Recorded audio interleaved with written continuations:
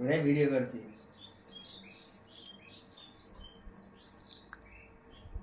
ভালো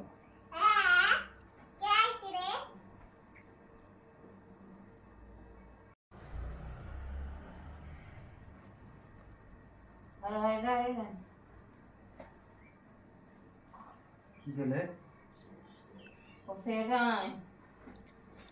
দাম গিলা ভালো থাকলে হয়, কিন্তু এই পান মুখের দিয়ে শুতে থাকে, দাঁতের গোড়া খায় একেবারে ওই কাঠের ওই গাছের গোড়া দিকে খায় না, ওকে মেয়েটিকে গাছের গোড়া খায়, ওকে হয় একবার শেষ, দাঁতের গোড়া হয়েছে নরম, পান খায় খায় শুতে থাকে।